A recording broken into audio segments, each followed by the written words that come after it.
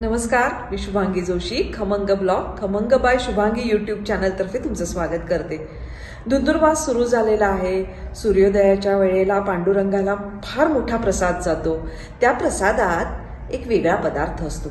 तो आहे पौष्टिक आणि तो आहे उडदाच्या डाळीचा लाडू. तर तो कसा करायचा, त्याची कृती काय, साहित्य काय, ते आता मी थोडक्यात तुम्हाला सांगणार आहे. आपण उडदाच्या लाडवाचं प्रमाण बघतोय. 1 वाटी उडीद मी स्वच्छ पांढऱ्या फडक्याने पुसून घेऊन ठेवलेले आहेत.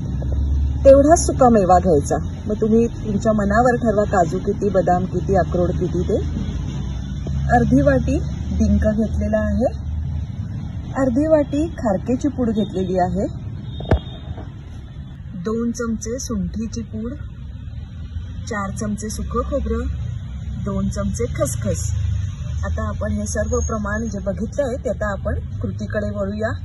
मी पहिल्यांदा काय करणार आहे तर उडदाची डाळ खमंग भाजून घेणार. मग मिक्सरवर पिठी नाही करायची, पण तोंडाला येतील एवढे कणही करायचे नाही आहेत, अशी पूड करून घेणार आहे.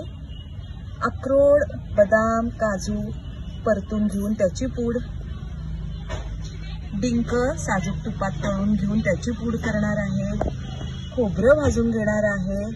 खसखस भाजून घेणार आहे. चला तर आता आपण आधी उडदाची डाळ भाजून घेऊया. उडदाच्या लाडवाला लागणारं गुळाचं प्रमाण म्हणजे 1 वाटी आपण उडदाची डाळ घेतली तर 1 वाटी भरून किंवा थोडा जास्त गुळ घ्यायचा बारीक करून, आणि पाऊण ते अर्धा वाटी तूप आपल्याला लागणार आहे.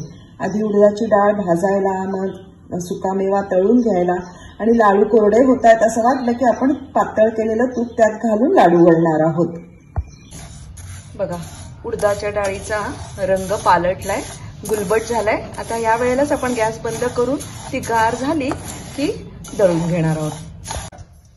सुंठीची पूड आपण थोड्या वेळ भाजून घेणार आहोत. खारकेची पूड झालेली आहे. डाळ बघा छान अशी रवाळ पण नाही आणि खूप पिठी पण नाही अशी दळून घेतली आहे. गूळ बारीक करून घेतलाय. डिंक तळून वाटून घेतलाय. आता सुकामेवा जो आपण घेतला होता तो त्याच डिंक तळलेल्या तुपातच परतून घेतलाय. आता ह्याची जरा ओबडदोबड अशी पूड करून घेते. गुळात थोडं पाणी घालून गूळ विरघळून एकच उकळी आली की मी लगेच तो खाली घेऊन त्याच्यात आपण उडदाच्या डाळीचं जे मिश्रण केलेलं आहे ते घालणार आहोत. मिश्रण गरम असतानाच आपण आता लाडू वळतोय. पटापट लाडू वळून घ्यायचे. मंडळी, आपला उडदाचा पौष्टिक लाडू तयार झालेला आहे.